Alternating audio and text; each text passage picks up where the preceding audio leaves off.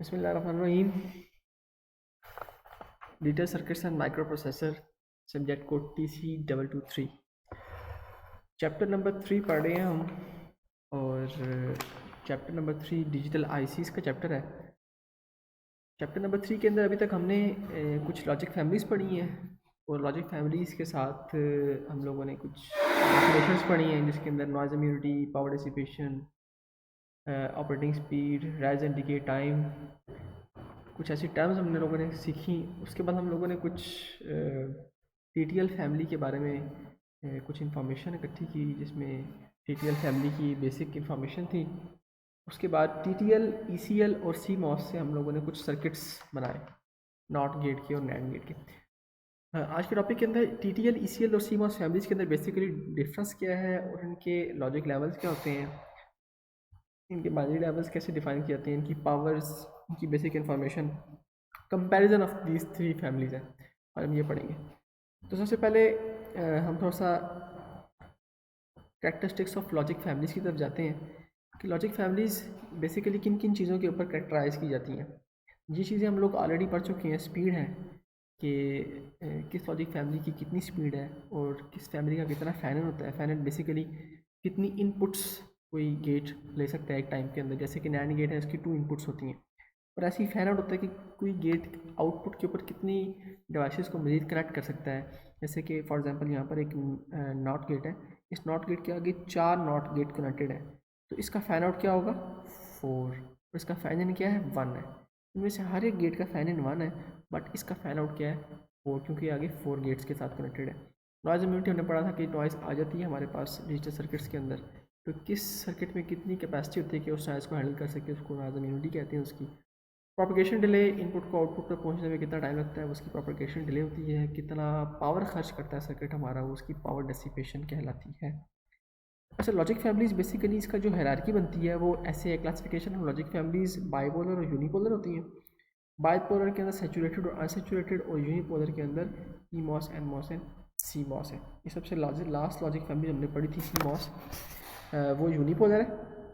जबकि हमारे पास bipolar junction transistor से जो सारी की सारी फैमिलीज बन रही है, ECL और TTL, ये सारी की सारी बाइपोलर है। ठीक है, बाइपोलर से मुराद होती है बेसिकली टू पोलैरिटीज़ होती हैं। ठीक है, two polarities mean positive and negative. एक डायोड की एक साइड पॉजिटिव होती है, एक साइड नेगेटिव होती है।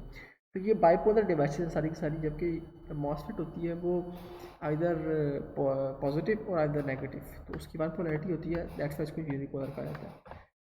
तो ट्रांजिस्टर लॉजिक फैमिलीज़ के ऊपर आते हैं। हम लोगों ने इसका कुछ ओवरव्यू लिया हुआ है।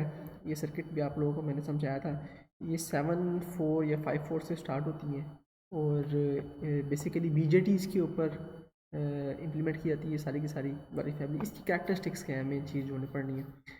एक तो ये है कि इसमें input maximum 10, the output of the TTL logic is which is serve as the next input can be 10। That means इसका फैन आउट जो है ना वो मैक्सिमम 10 हो सकता है। इसका लो लॉजिक लेवल, लॉजिक वोल्टेज जो है ना वो TTL की, वो 0 से लेकर 0.2 वोल्ट तक होती है। ठीक है, कि मतलब अगर फॉर एग्जांपल आप बाइनरी पे चला रहे हैं और आपने 0 और 1 डिफाइन करना है इसके अंदर कि आइदर A 0 होगा या 1 होगा आउटपुट के ऊपर, तो वो जो आउटपुट 0 होगी वो या तो 0 वोल्ट होगी या फिर 0.2 वोल्ट तक हो सकती है। जबकि जो हाई लेवल जिसको हम 1 कहते हैं वो 5 वोल्ट तक होता है। ठीक है, इसका नॉइज़ मार्जिन 4 वोल्ट के अराउंड होता है, मतलब 4 वोल्ट तक इसको नॉइज़ को बर्दाश्त कर सकता है, इसका मार्जिन है। इसका प्रोपगेशन डिले 9 नैनो सेकेंड है। ठीक है, और इसकी जो पावर डेसिपेशन है यूजली वो 1 मिलीवाट है। These are the properties of TTL logic families. इसके एडवांटेजेस क्या हैं? इसकी ड्राइव कैपेसिटी बहुत स्ट्रांग होती है। ठीक है, और इसके अंदर इलेक्ट्रिकल डैमेज होने के बहुत कम चांस होते हैं। ठीक है, सिंगल सप्लाई के साथ ये चलती है। लेसर नॉइज़ इम्यूनिटी होती है। फास्टेस्ट सेचुरेशन, मतलब स्विचिंग स्पीड बहुत फास्ट होती है, और इसकी रेजिस्टेंस या इम्पीडेंस बहुत कम होती है। इसके एडवांटेजेस क्या हैं? थोड़ी सी पावर ज़्यादा इस्तेमाल करती है, दैट्स वाई ये आउट ड्राइव हो रही है आहिस्ता आहिस्ता, अब कम यूज़ होती है। और जो very large scale integration chips हैं उनके लिए रिकमेंडेड नहीं है। और TTL लॉजिक फैमिलीज मोस्टली कौन कौन सी है, मैंने आपको बताया था। इससे एक तो स्टैंडर्ड फैमिली है, एक लो पावर शॉर्ट की है, फास्ट यानी कि हाई स्पीड, और एडवांस शॉर्ट की है, और एडवांस लो पावर शॉर्ट की फैमिली, इसकी लॉजिक फैमिलीज है। Emitter couple logic, emitter couple logic basically BJT के ऊपर इम्प्लीमेंट होती है, लेकिन उसके अंदर एमिटर आपस में कपलिंग करके these are the emitter, this is the couple of the emitter, these are the emitters and this is the coupling of the emitter, उसमें एमिटर को कपल करके लॉजिक बनाई जाती है। दैट्स वाई हम कहते हैं कि these logic families are called emitter coupled logic families. ठीक है, अच्छा, characteristics of emitter coupled logic families क्या है? इसका फैन आउट 25 तक भी हो सकता है। ठीक है, और इसका प्रोपगेशन टाइम 1 नैनो सेकेंड है। इसका जो ज़ीरो लेवल होता है वो -1.7 वोल्ट टू -1.7 वोल्ट तक होता है। ठीक है, और इसका जो हाई लेवल लॉजिक होता है यानी कि ज़ीरो, वो 0.8 वोल्ट होता है। ठीक है, तो चूँकि ये माइनस के अंदर है, that's why they are in the negative direction. ठीक है, तो अपर लो वोल्टेज लेवल इसका -1.7 टू -1.75, जबकि हाई लेवल आवाज इसका -0.8। आपको पता है कि जो माइनस के अंदर वैल्यू जितनी बढ़ेगी वो उतनी कम होती है, और जितनी कम होती है वो उतनी ज़्यादा कंसिडर की जाती है। प्रोपगेशन टाइम इसका जो है ना 1 नैनो सेकेंड से 4 नैनो सेकेंड है। अच्छा, एडवांटेजेस क्या है एमिटर कपल्ड लॉजिक के? इसका फ़ैन आउट बेटर होता है, ऑफ कोर्स इसका 25 है, उसका 10 था। और इसी लॉजिक सिस्टम्स इसमें कम्प्लीमेंट्री आउटपुट्स बनाना ज़्यादा आसान है, जैसे कि नॉर आउटपुट, नैन आउटपुट। ठीक है, और टेम्परेचर के इंक्रीज़ होने से इसके ऊपर इसकी नॉइज़ के ऊपर ज़्यादा इफेक्ट नहीं आता, इसके पैरामीटर्स चेंज नहीं होते, ये इसकी एक अच्छी क्वालिटी है। डिसएडवांटेजेस क्या है? Worse noise immunity as compare to TTL and CMOS। Other than temperature, जो नॉइज़ इंटरफेरेंस होती है वो इसकी TTL और CMOS के कंपैरेटिवली बहुत कम है, और इसकी पावर कंजप्शन TTL और CMOS से भी ज़्यादा है। अब आते हैं complementary metal oxide semiconductor field effect transistor logic families के ऊपर, जिसको CMOS भी कहते हैं। ये आप सर्किट्स के कुछ देख चुके हैं पहले भी। तो कम्प्लीमेंट्री इसलिए कहते हैं क्योंकि इसके अंदर एक NMOS होता है और एक PMOS होता है। जब आप उसको दोनों को इकट्ठा इस्तेमाल करते हैं तो वो कम्प्लीमेंट्री कहलाता है। दैट्स वाई इसको कम्प्लीमेंट्री लॉजिक भी कहते हैं। इसकी कैरेक्टरिस्टिक्स क्या होती हैं? ये फ़ैन आउट 50 से ज़्यादा को सपोर्ट कर सकती है।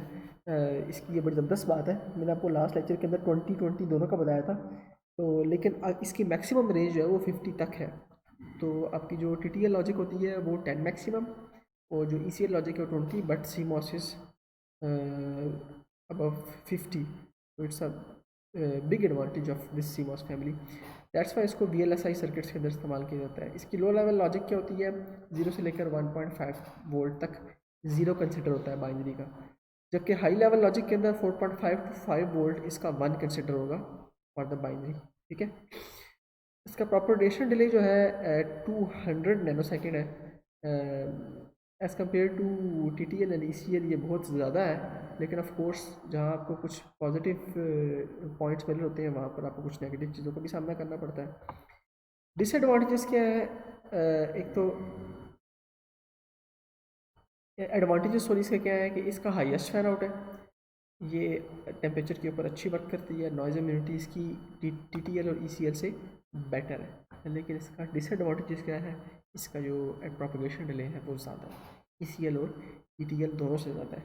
बट जहाँ हमें सर्किट के ऊपर डिपेंड करता है कि हमें किस टाइप का, किस प्रॉपर्टीज़ का सर्किट चाहिए। अगर हमें फ़ैन आउट सर्किट के अंदर ज़्यादा चाहिए और हमें VLSI सर्किट बनाना है तो हम CMOS टेक्नोलॉजी को ही प्रेफर करेंगे। ठीक है, लेकिन अगर हमें पावर डेसिपेशन का ज़्यादा ख्याल है, लो पावर सर्किट बनाना, फिर हम ECL या TTL को चूज़ करते हैं। और कॉमन जो हमारे पास TTL लॉजिक ICs हैं वो सारी की सारी हमारे पास 7-4 से ही स्टार्ट होती हैं, ये आप ऑलरेडी पढ़ चुके हो। तो ये एक थोड़ा सा टेबल है जिसके अंदर थोड़ा सा कंपैरिजन है, इसको आप लोगों ने ज़रूर देख लेना है कि इसका फ़ैन आउट, नॉइज़ इम्यूनिटी कैसी है इनकी, और बेसिक गेट्स कौन कौन से हैं इनके अंदर जो बनाए जाते हैं। उसका clock rate 35 megahertz, more than 60 megahertz, and this is 10 megahertz. This is the speed, actually this is the speed of these ICs।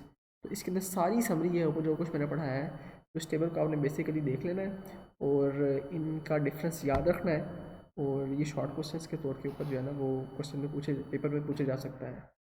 तो नेक्स्ट लेक्चर तक के लिए मुझे दीजिए। अल्लाह हाफ़िज़।